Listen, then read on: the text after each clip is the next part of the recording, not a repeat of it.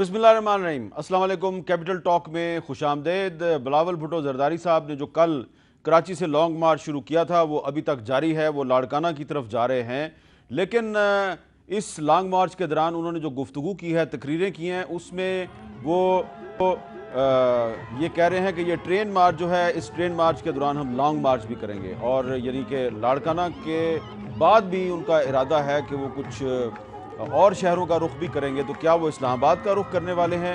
اور دوسری طرف شیخ رشید صاحب جو یہ کہہ رہے ہیں کہ بلاول صاحب کو جو چیخیں ہیں وہ بنی گالہ میں نہیں ہیں بلکہ وہ کہیں اور سے چیخیں سنائی دے رہی ہیں، تو انہوں نے یہ بھی کہہ دیا ہے کہ شہباز شریف صاحب جو ہیں ان کی بارگیننگ کے نتیجے میں ایک عدالتی فیصلہ ہوا جس کے بعد نواز شریف صاحب رہا ہوئے۔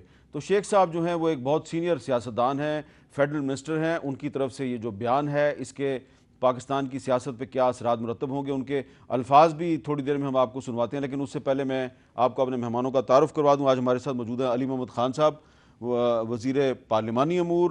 لاہور میں ہمارے ساتھ موجود ہیں خرم دستگیر خان صاحب، مسلم لیگ نون کے سینئر رہنما، اور حیدرآباد میں ہیں جناب مولا بخش چانڈیو صاحب، پاکستان پیپلز پارٹی کے سینئر رہنما اور سابق وفاقی وزیر قانون۔ سب سے پہلے میں علی محمد خان صاحب آپ سے جاننا چاہوں گا کہ بلاول صاحب کا ٹرین مارچ جو ہے، اس ٹرین مارچ کے دوران وہ ایک لانگ مارچ کی بات کر رہے ہیں، وہ کہہ رہے ہیں لانگ مارچ جب شروع ہوگا تو لگ پتہ جائے گا۔ آپ کو لگتا ہے کہ اپوزیشن جو ہے وہ اب اسمبلی کے اندر سے باہر آ گئی ہے اور اب وہ اسی طرح سڑکوں پہ سیاست کر رہی ہے جس طرح کہ 2014 میں تحریک انصاف کر رہی تھی؟ بسم اللہ الرحمن الرحیم۔ اللہم صلی وسلم مبارک علی سیدنا محمد۔ بہت شکریہ میر صاحب۔ بلاول ایک پولیٹیکل لیڈر ہیں اور وہ ایک پولیٹیکل مارچ کر رہے ہیں، وہ ٹرین مارچ کریں، لانگ مارچ کریں، جو کچھ بھی کریں، اتنا مجھے پتہ ہے کہ جو کچھ بھی کریں گے آخر میں وہ کوئک مارچ ہی ہوگا۔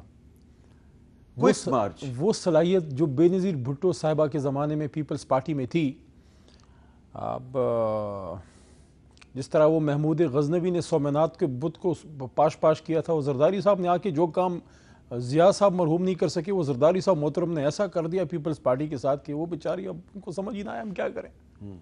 تو اگر یہ پیپلز پارٹی پاش ہو گئی ہے تو پھر آپ زرداری صاحب کو جیل بھیجنے میں اتنے انٹرسٹڈ کیوں ہیں؟ نہیں کہ وہ تو کرپشن کے کیسز ہیں، وہ جانے نیب جانے۔ بہرحال ایک پولیٹیکل ایکٹیویٹی ہے، ہم دیکھ رہے ہیں ان کو، بلاول صاحب اپنے رنگ دکھا رہے ہیں، نوجوان ہیں، جوش ہے ان میں، کریں۔ لیکن جو سٹریٹ پاور ہوتی ہے ایک بڑی پولیٹیکل موومنٹ کے لیے، وہ فی الحال نہیں ہے، ابھی آپ کو نظر نہیں آ رہی ہے۔ جی مولا بخش چانڈیو صاحب، علی محمد خان صاحب کو ابھی سٹریٹ پاور نظر نہیں آ رہی ہے، تو آپ تو حیدرآباد میں ہیں جہاں سے بلاول صاحب ہو کے گئے ہیں، تو سٹریٹ پاور تو نظر نہیں آ رہی ہے، اور یہ تو بالکل خوف زدہ نہیں ہے، تو بلاول صاحب لانگ مارچ کی دھمکیاں دے رہے ہیں، تو کیسے لگ پتہ جائے گا؟ میر صاحب یہ جو باتیں ہیں یہ خوف کی نشانی ہے، خوف کی علامت ہے، اور کچھ لوگ لگے ہوئے ہیں کہ پیپلز پارٹی اور اپوزیشن رستوں پہ آئیں، کیوں نہیں آ رہے ہیں، یہ غصہ دل آ رہے ہیں کہ آ جائیں۔ ان میں دم یہ ہے، آدھا گھنٹہ احتجاج ہوا اسلام آباد میں، پوری طاقت کا انہوں نے مظاہرہ کیا، لوگوں کو پکڑا، زخمی کیا، تھانے بھر دیے، لوگوں کے کارکنوں کے سر پھوڑ دیے۔ ان میں ہمت کیا ہے کہ کنٹینر دیں گے، کنٹینر ہم آپ سے کیوں لیں گے؟ وہ پی ٹی آئی لیتی ہے، پی ٹی آئی نے اتنا عرصہ کنٹینر کس کی طاقت کی چھاؤں میں لگایا، وہ پاکستان کا بچہ جانتا ہے۔ پیپلز پارٹی اللہ کے فضل و کرم سے اللہ کی طاقت پر، عوام کی طاقت پہ بھروسہ رکھتی ہے۔ ہمیں نہ آپ کے کنٹینر چاہیے اور نہ ہمیں آپ کا تحفظ چاہیے، ہم اپوزیشن کا ہمیں ہیں اور کریں گے۔ اور دوسری بات، اب یہ جو کل حیدرآباد کراچی سے لاڑکانہ ابھی تو چل رہا ہے، یہ کیسے برداشت کر سکیں گے؟ یہ صرف غصہ دلا رہے ہیں کہ نکلیں گے، نہیں نکلیں گے، نکل تو رہے ہیں۔ آپ تو کہتے ہو پارٹی ختم ہو گئی ہے، پارٹی ختم ہو گئی تو پھر ڈر کس سے رہے ہو؟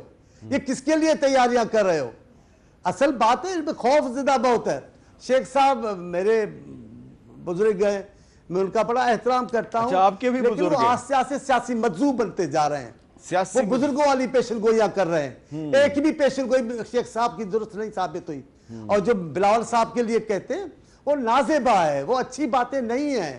اب آپ اس عمر میں ہو جہاں غروب ہو رہے ہیں، بلاول صاحب اس عمر میں جہاں طلوع ہو رہے ہیں۔ آپ یہ نسل کا اختلاف ہے، اور میں اپیل کرتا ہوں شیخ صاحب کو، شیخ صاحب یہ لہجہ اچھا نہیں ہے، آپ سیاسی تنقید کریں نا، چیخیں تو آپ کے وزیر خزانہ نے کہا ہے کہ چیخیں عوام کی نکلے گی.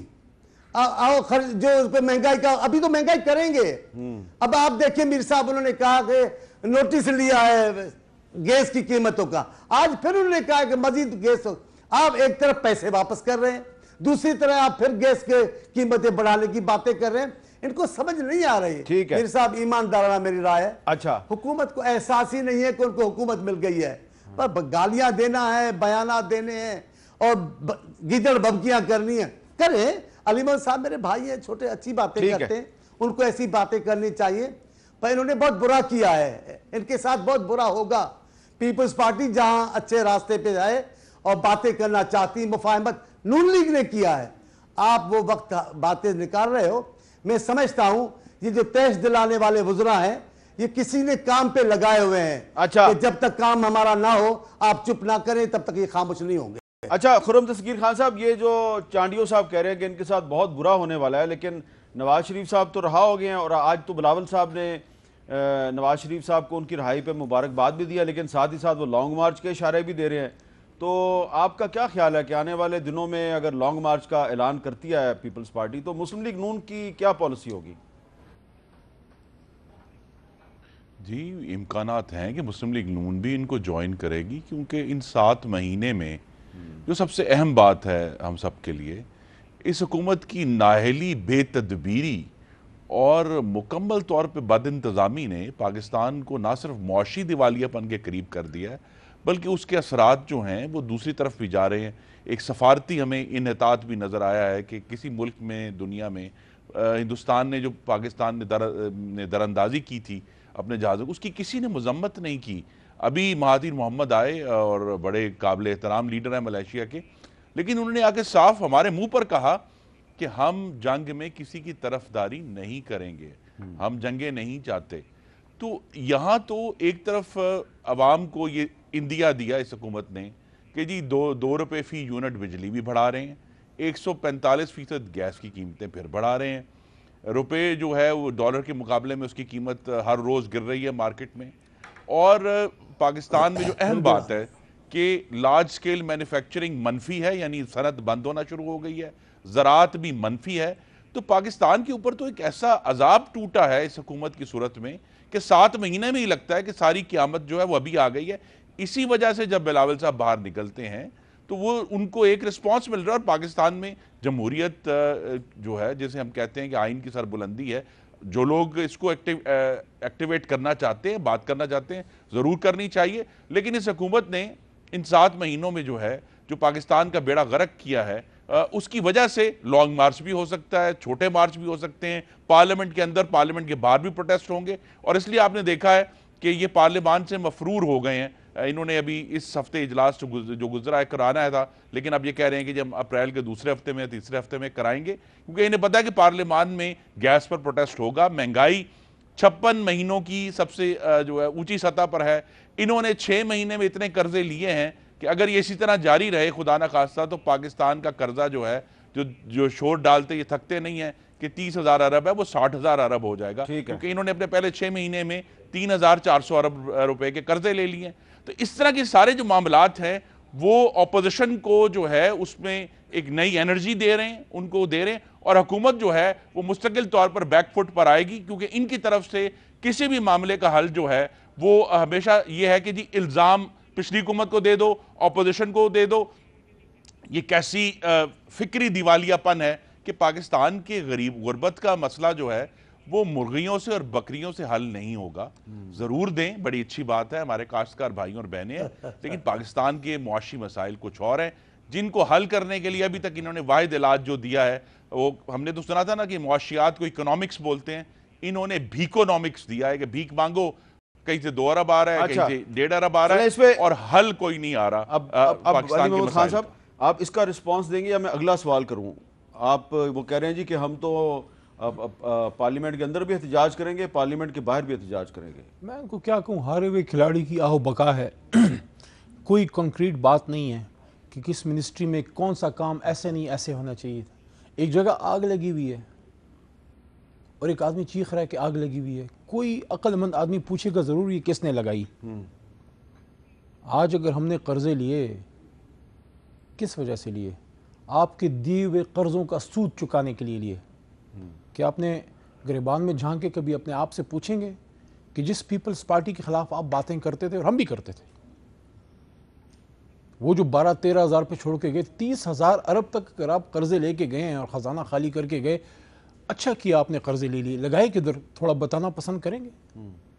کون سی انڈسٹری لے کے میں ضرور، میرے پاس تو پوری لسٹ موجود ہے، کون سی یونیورسٹیاں اس لے پہ کے پہلے آئے، بہت دفعہ بات کون ہو سی چکی ہے۔ جابز دی آپ نے، کون سی آپ نے لوڈ شیڈنگ ختم کی؟ پاکستان کی تاریخ میں پہلی بار 150-160 ارب روپے کا آپ گیس میں سرکلر جو ہے وہ چھوڑ کے چلے گئے۔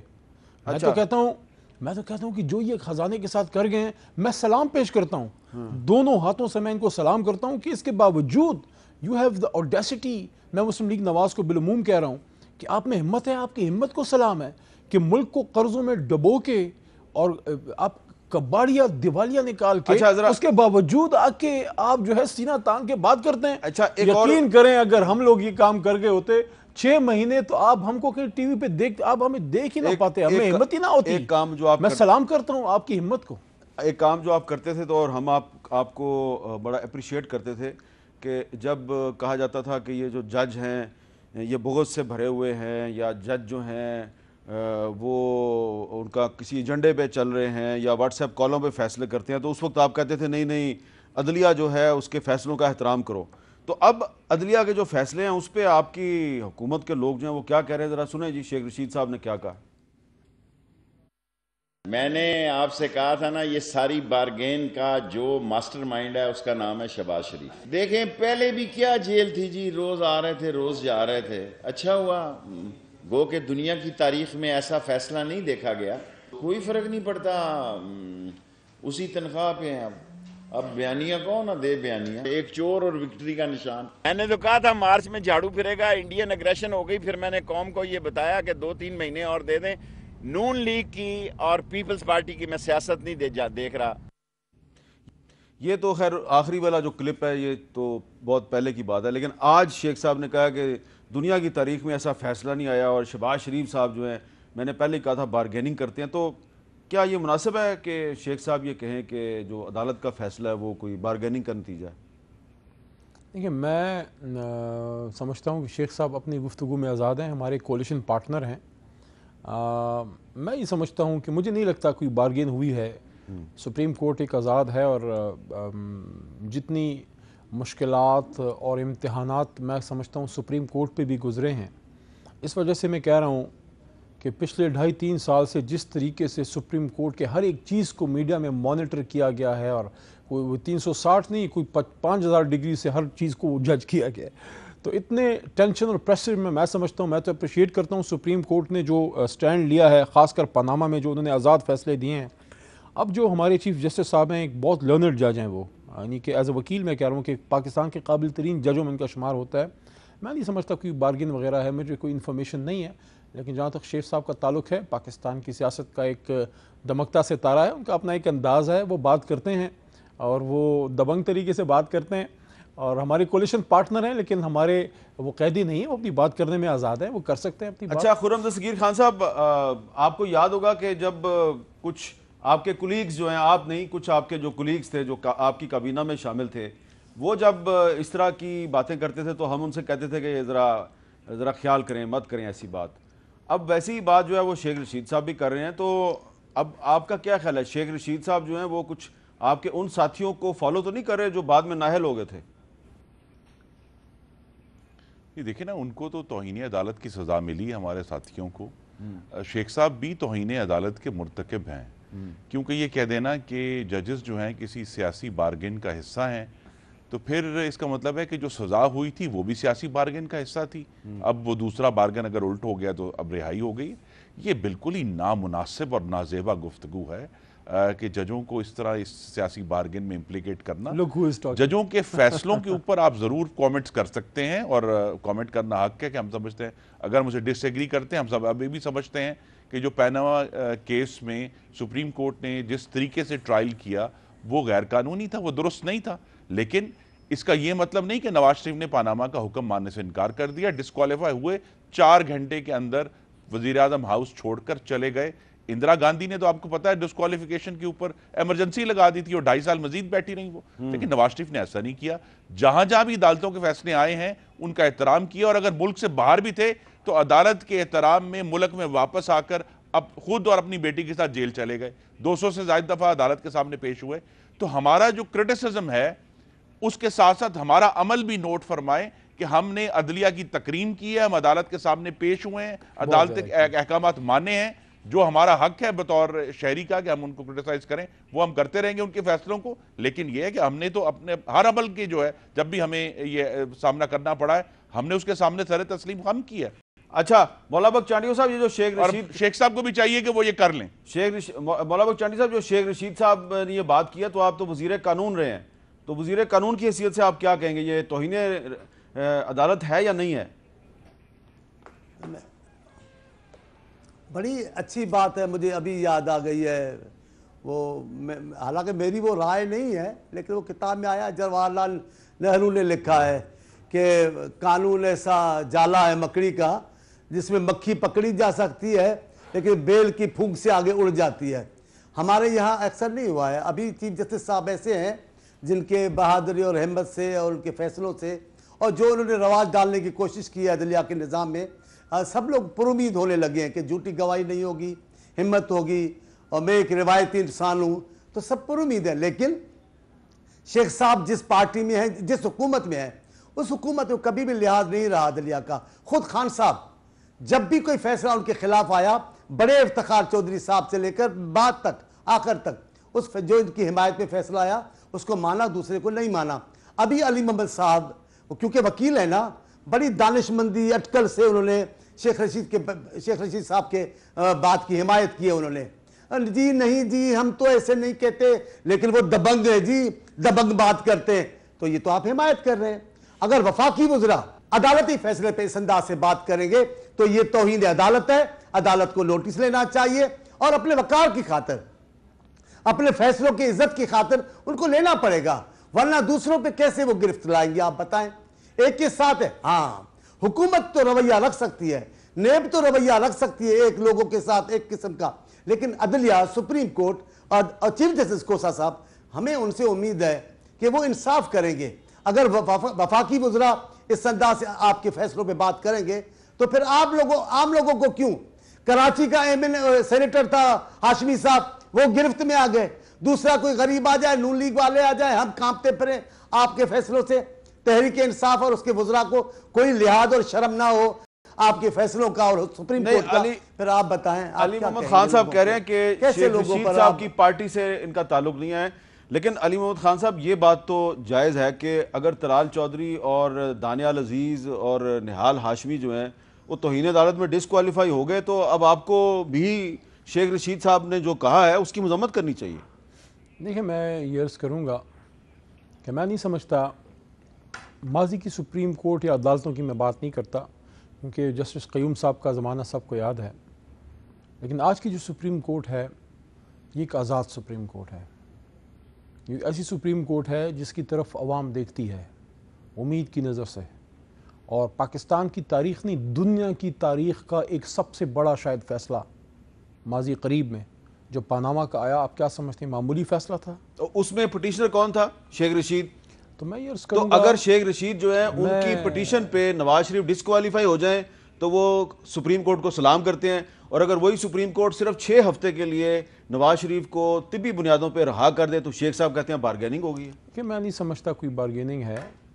میں دوبارہ یہ عرض کروں سپریم کورٹ الحمدللہ، سپریم کورٹ صرف نہیں ہماری اور عدالتیں بھی جو ہائی کورٹس ہیں الحمدللہ، کیونکہ اس فیلڈ میں تھوڑا سا میں پچھلے عرصے سے جو میں نے دیکھا ہے آزاد فیصلے ہوئے ہیں تو ٹرینڈ چینج ہوا ہے، میڈیا بھی آزاد ہے. میں سمجھتا ہوں شیخ صاحب مناسب ہوگا وہ خود ہی اس پہ آپ ان سے پوچھ لیں، لیکن بارگین جو ہے آئی ڈونٹ تھنک اب وہ زمانے چلے گئے کہ سپریم کورٹ میں آپ یہ سمجھتے ہیں کہ شیخ صاحب جو کہہ رہے ہیں وہ غلط کہہ رہے ہیں؟ میں سمجھتا ہوں کوئی بارگین مجھے نہیں لگتا کوئی ہوئی ہے. چلیں پھر ایک وقفہ لیتے ہیں اور وقفے کے بعد دوبارہ ملتے ہیں.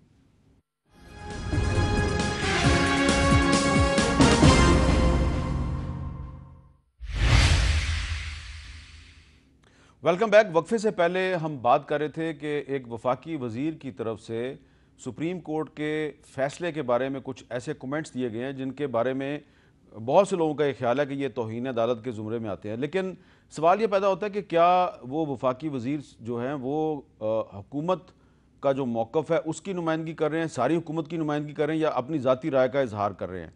تو علی محمد خان صاحب جو ہیں وہ تحریک انصاف سے ان کا تعلق ہے، وہ وزیر پارلیمانی امور ہیں، ان کا واضح موقف ہے، وہ یہ کہہ رہے ہیں کہ یہ شیخ رشید صاحب کی رائے ہے۔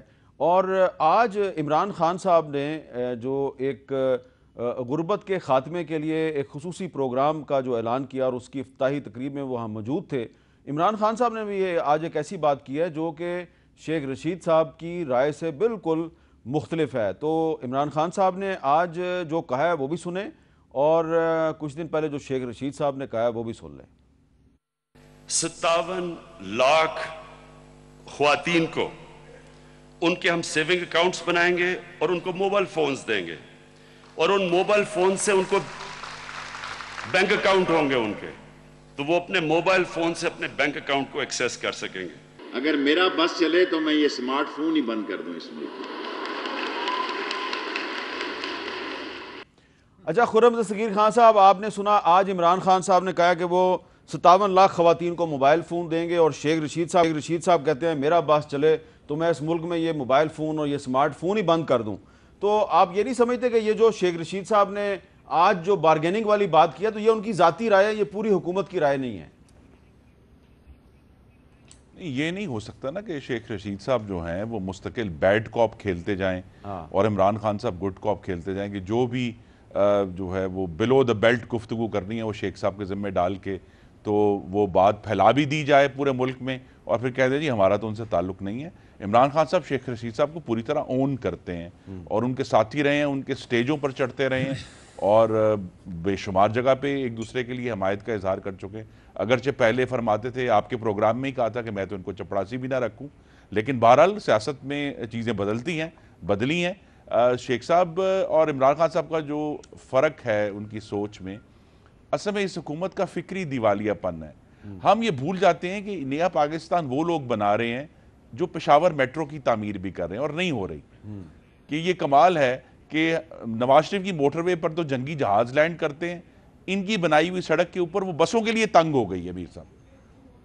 تو یہ جو ہے یہ ان کی مستقل نااہلی ہے، اور زیادہ بات کر دینی، زیادہ گفتگو کر دینی، اور پھر اس کے پیچھے نہ کوئی اس کی سوچ کی موجودگی، نہ اس کا کوئی حسن انتظام جو پاکستان کو آج جو ہے اس تباہی کے دہانے پر لے آئے۔ اس طرح کی فرق گفتگو کر کر کے شاید یہ خیال ہے کہ جی ہم جو ہیں وہ بات پھیلا بھی دیں گے اور پھر ہم اس کو کاؤنٹر بھی کر دیں گے۔ آج جو ہے پھر ایک نیا یو ٹرن عمران خان صاحب نے لیا کہ جی ہم نے آج خبر پڑھی کہ ایک نئی ایمنسٹی کی تیاری ہو رہی ہے، جسے عمران خان صاحب کہتے تھے اور ایک سے زائد دفعہ انہوں نے تقریروں میں فرمایا تھا کہ یہ تو چوروں کو سپورٹ کریں گی اور پاکستان کے ٹیکس پیئرز کے لیے یہ جو ہے ایک مذاق ہے اور تعزیانہ ہے کہ یہ، لیکن ٹیکس ایمنسٹی سے انہوں نے خود بھی اب 2 دفعہ فائدہ اٹھایا ہے، انہوں نے بھی اور ان کی ہمشیرہ نے بھی، اور آج حکومت جو ہے وہ کہا سوچ رہی ہے کہ ٹیکس ایمنسٹی دیں گے۔ تو بار بار جو ہے جو چیز کہتے تھے کہ یہ بہت خراب ہے اور ناقابل برداشت ہے، یہاں تک کہ اپنے ایم این ایز کو فنڈز دینے کے لیے سی پیک کے 27 ارب سے 24 ارب روپے نکال لیے،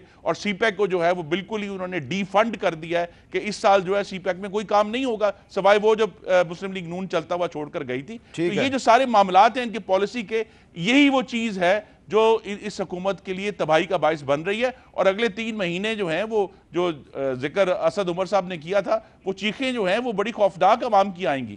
اچھا، مولا بخش صاحب، یہ جو عمران خان صاحب نے آج تقریر کیا اس میں انہوں نے ایک اور بات کیا ہے، اور کچھ لوگ جو ہیں وہ اس بات کا مذاق بھی اڑاتے ہیں، لیکن آپ ایک سنجیدہ آدمی ہیں، میں چاہتا ہوں کہ آپ عمران خان صاحب کی وہ بات ذرا دوبارہ سنیں اور بتائیں کہ کیا یہ وہ ایک ایسا ماڈل نہیں ہے جس سے بہت سے دنیا کے ممالک میں غربت ختم کی گئی ہے، اور اگر یہی ماڈل پاکستان میں اپنایا جائے تو کیا غربت میں کمی ہوگی یا نہیں ہوگی؟ سنیے، عمران خان صاحب نے دوبارہ بات کیا، دسمبر 2018 میں یہ بات کی تھی، آج پھر دوبارہ ریپیٹ کی ہے۔ تو گاؤں کی عورتوں کو ہم نے کیسی مدد کرنی ہے؟ تو ہم نے ان کے لیے بکریاں پرووائیڈ کرنی ہیں تاکہ ان کو دودھ ملے، بچوں کو دودھ ملے، اور دیہات میں عورتوں کو دیسی مرغیاں دینی ہیں۔ یہ ساری دنیا میں ٹرائیڈ اینڈ ٹیسٹڈ ماڈل ہے کہ غریب لوگوں کی نیوٹریشن ان کو غذا بہتر دینے کے لیے, ان کی آمدنی بڑھانے کے لیے مرغیاں اور بکریاں یہ دو ایسی چیزیں ہیں جس سے انشاءاللہ بڑا دیہات میں فرق پڑے گا. جی چانڈیو صاحب, مرغیاں اور بکریاں یہ دو ایسی چیزیں ہیں جس سے پاکستان میں غربت ختم ہو سکتی ہے, آپ تو اتفاق کریں گے؟ میرا خیال ہے ایسا ہو سکتا ہے دنیا میں جہاں مستحکم حکومتیں ہیں, جہاں مستحکم نظام ہے سیاسی, یہاں مستحکم نہ حکومت ہے نہ سیاسی استحکام ہے اس ملک میں. آپ کیسے کہہ سکیں گے؟ لیکن میرا اپنا خیال ہے خان صاحب کیونکہ اس دنیا سے آئے ہوئے ہیں, چمک دمک کی دنیا سے, وہ ساری باتیں چمک دمک والی کرتے ہیں. آتے ہی ایک بڑی بات کر دی, جی بھینسیں, اور بھینسیں نیلام بھی ہوئی, کیا ہوا؟ قوم کو فائدہ ہوا. جی میں بڑے بڑے ایوان ختم کر دوں گا, وزیر اعظم ہاؤس ختم کروں گا, گورنر ہاؤس. یہ صرف پرکشش باتیں ہیں کہ لوگوں کی توجہ دیں. کر کیا سکے ہیں؟ آج تک کچھ بھی نہیں کر سکے ہیں.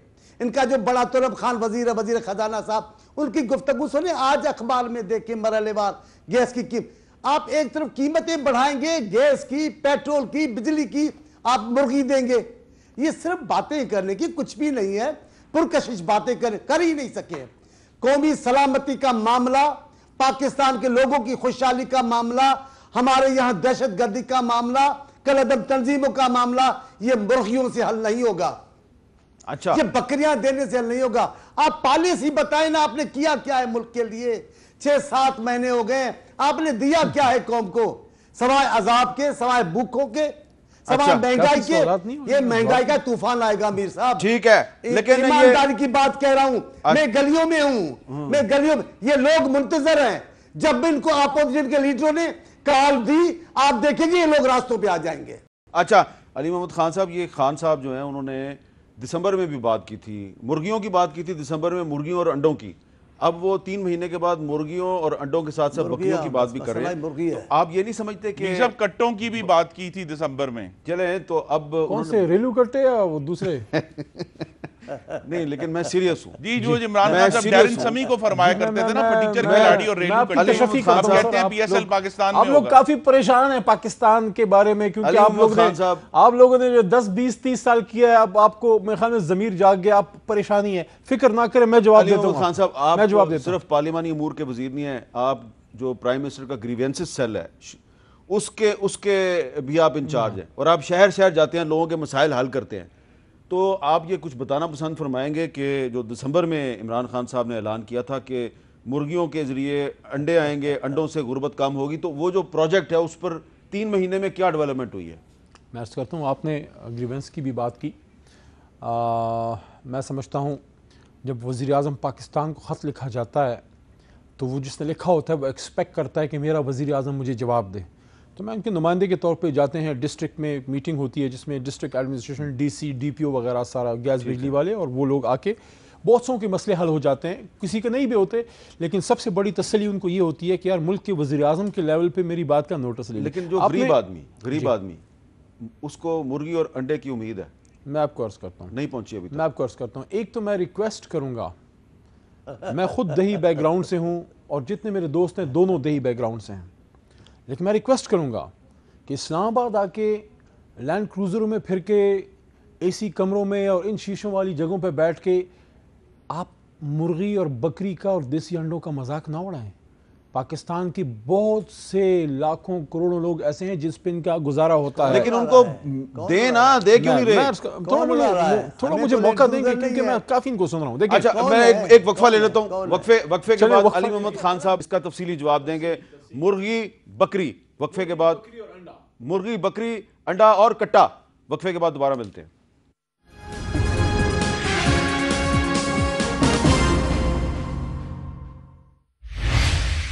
وقفے سے پہلے ہم بات کر رہے تھے کہ عمران خان صاحب بار بار مرغی کی, انڈے کی, بکری کی بات تو کرتے ہیں, لیکن یہ چیزیں عوام کو ملیں گی کب؟ میں آپ کو ایک بات کروں, میں شروع میں جو بات کر رہا تھا وہ ٹائم کم تھا اس لیے نہیں کر سکا. لینڈ کروزر میں پھرنے والوں کو کیا پتا کہ جو ایک بار آپ پمپ میں جاتے ہیں اور 8 اور 10 ہزار کا پیٹرول ڈالتے ہیں, اس 10 ہزار میں غریب آدمی پورا مہینہ گزارتا ہے. اس کو اگر ایسی کوئی فیسیلیٹیشن حکومت سے ملتی ہے جس میں مہینے کے اس کو 2-3 ہزار بھی ایکسٹرا پڑتا ہے, یقین کریں اس کے لیے بہت بڑی یہ نعمت ہے. دوسری چیز یہ ہے, آپ کو ایک ایسا وزیر اعظم ملا ہے کہ وہ ایک باپ کی طرح فکر مند ہے، وہ آپ کے بکرے چوزے کا بھی فکر کر رہا ہے، وہ آپ کی فورن افیئرس کو بھی دیکھ رہا ہے. پاکستان دنیا میں ایمرج ہو رہا ہے. جو آپ کو ایک امپورٹنس دنیا میں ملی ہے، آپ کی جو ایک اہمیت ہوئی ہے، پاکستان میں پہلی بار ایک وزیر اعظم آیا جو امریکہ کے صدر کو آنکھوں میں آنکھیں ڈال کے، پرچی سے نہیں پڑھ رہا، آنکھوں میں آنکھیں ڈال کے بات کر رہا ہے. آج آپ کا ٹرکی کے ساتھ تعلقات آپ دیکھ لیں، آپ کا جو سعودی عربیہ نے آپ کو سپورٹ دیا ہے، خالی خزانہ چند دنوں کا آپ کا فورن ایکسچینج ریزروز تھے، آج الحمدللہ آپ اس کو دیکھیں مہینوں پہ ہم لے کے گئے ہیں. Pakistan is emerging. چانیو صاحب کہہ رہے ہیں ماشاءاللہ ورلڈ فورم انشاءاللہ. دیکھیں میر صاحب دیکھیں ان کا حق ہے یہ بالکل ایک پولیٹیکل بات ہے کہ کرٹیسائز کرنے کی پالیسی نہیں. اچھا ذرا بات کر لیں ذرا. پرانا ریکارڈ ہے، اس کو چھوڑیں، نئی بات کرتا ہے. جی جی جی جی پرانا ریکارڈ چھوڑیں، نئی بات بتائیں. جی چانڈیو صاحب آپ کے خیال میں یہ مرغی اور انڈا جو ہے یہ ضروری نہیں ہے؟ میں کہہ رہا ہوں او یار ضروری ہے، لیکن 8 مہینے سے انڈوں پہ بیٹھے ہوئے، کچھ تو برآمد ہونا چاہیے. اچھا چلیں انڈوں اور کٹوں سے آگے ہی نکلیں گے نہیں. الیکشن کے دوران انہوں نے وعدے کیا کیے تھے قوم کے ساتھ؟ انڈے اور کٹے تو کوئی نہیں تھا ان کے وعدوں میں. یہ کہاں سے لے آئے انڈے کٹے مرغی؟ یہ کیا بات ہے ان کی کوئی؟ جی جی خرم صاحب جی اصل 2 باتیں ہیں جی. پہلی بات تو یہ ہے کہ یہ پاکستان کی جو غربت ہے یا اکنامک گروتھ نہیں ہو رہی، اس کا یہ حل نہیں ہے. دوسرا یہ ہے کہ جو بات کرتے ہیں اس کا انتظام نہیں کرتے. کہ یہاں پنجاب میں جہاں آج میں موجود ہوں، 2.5 مہینے کے اندر انہوں نے صرف کٹے تو نہیں دیے، جو مرغیاں دی تھی وہ 2.5 مہینے کے اندر اس کے پیسے ختم ہو گئے. انہوں نے کہا جی اب آئندہ ہم جولائی میں جا کے دیں گے.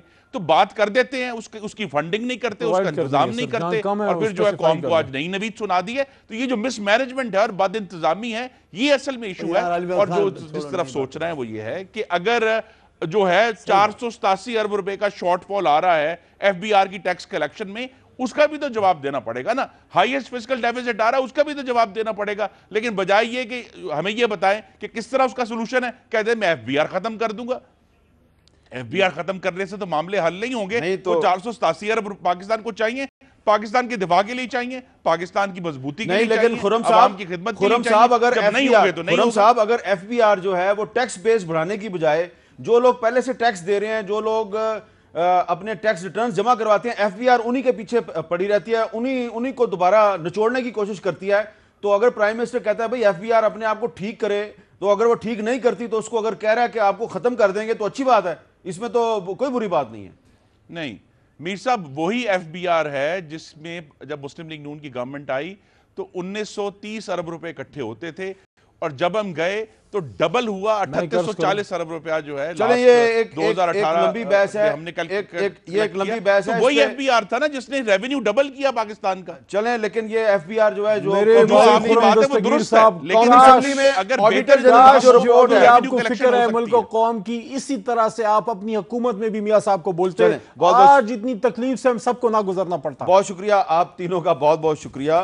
آخر میں صرف یہی کہوں گا کہ ایف بی آر کو جو ڈیفینڈ کرنے والے لوگ ہیں وہ قومی اسمبلی میں جو آڈیٹر جنرل آف پاکستان نے پچھلے سال جو رپورٹ پیش کیا، رپورٹ کو پڑھیں. آدھی سے زیادہ رپورٹ ایف بی آر کی جو غلط کاریاں اس کے بارے میں ہے، تو اس کو ریفارم کرنے کی، ٹھیک کرنے کی بہت اشد ضرورت ہے. اجازت دیجیے، اللہ حافظ.